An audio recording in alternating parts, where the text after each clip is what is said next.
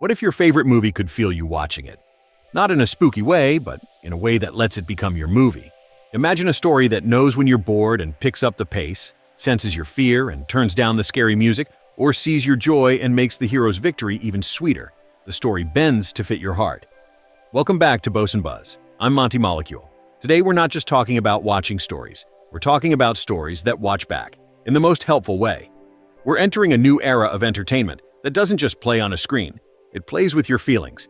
We're firing up the emotion engine. Our story starts with a person playing a video game. It's a spooky adventure game set in a haunted house. The player is creeping down a dark hallway, heart pounding. In a normal game, a monster would jump out right now because that's what the programmer planned. But this player is already really scared. Their hands are sweaty, their breathing is shallow. A jump scare now might be too much. They might just quit. What if the game could sense that fear and hold back the monster for a few more seconds, letting the player build up courage?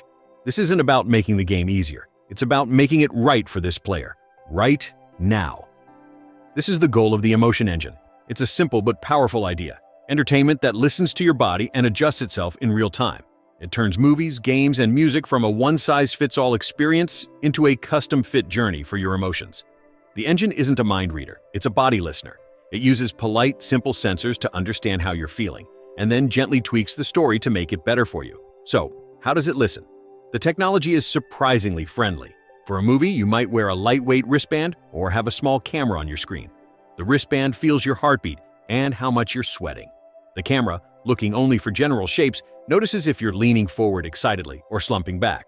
It looks for tiny changes in your face, a smile, a widened eye, a frown. All this information is like a live feed of your emotional weather. Are you sunny and excited? Or cloudy and nervous? The emotion engine is the meteorologist for your mood. Now, here's the clever part.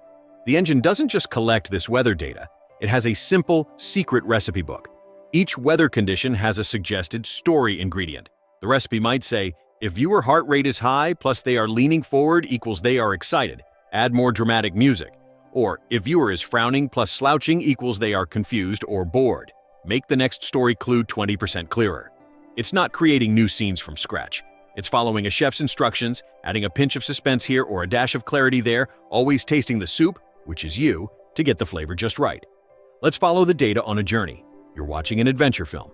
The hero is about to deliver the big, inspiring speech before the final battle. Your wristband reports a steady, calm heart rate. The camera sees you looking relaxed. The emotion engine's software, the brain of the operation, gets this data. It interprets. The viewer is engaged but not super pumped up. Let's give the speech a little extra oomph to raise the excitement. So it sends a silent command. The music swells just a bit more powerfully. The camera shot on the hero's face gets a little closer, making it more personal. The speech feels more inspiring, and right on cue, your heart rate ticks up, and you lean in. The engine did its job. It turned a good moment into a great one, just for you. In a video game, this engine is even more powerful. If the sensors see you're frustrated because you keep failing a puzzle, the game might make the next hint a little clearer. If it sees you're bursting with confidence, it might throw an extra enemy at you for a bigger challenge. The game becomes a dynamic coach, always trying to keep you in that perfect zone of challenged but having fun. It's like the game has an invisible dungeon master who knows exactly how to keep the adventure thrilling. The magic is in the mix. The emotion engine doesn't rewrite the whole story. Think of a movie like a train on tracks. The stations, the big plot points, are fixed. The hero still wins. The couple still falls in love. But the journey between stations can change. It can take the scenic route if you're loving the views, or express route if you're getting bored. The music, the editing, the camera angles, these are the dials and knobs the engine turns to shape your experience. Why does this matter? Because it makes stories more powerful. It can help someone who struggles with anxiety enjoy a thriller without being overwhelmed. It can help a movie teach a lesson about courage by perfectly timing its inspiring moments to when a viewer needs it most. For kids learning through stories, an educational adventure could slow down when they look confused or add a fun song when their attention is fading. It's entertainment that cares about how you feel. The future this points to is deeply personal.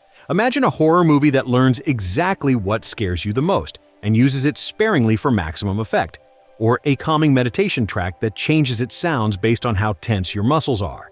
We move from consuming stories to having conversations with them. The screen becomes less of a wall and more of a mirror, reflecting and responding to our own humanity. So, the next time you get lost in a game or a movie, think about the extraordinary possibility of that story getting lost in you too. We are moving toward a future where our entertainment is not just something we watch, but something that watches out for us. Where the goal isn't just to tell a story, but to make sure that story lands perfectly in every single heart. If you think the future of fun should feel you back, please like and subscribe to Bosun Buzz. Until next time, have a safe and emotionally engaging week.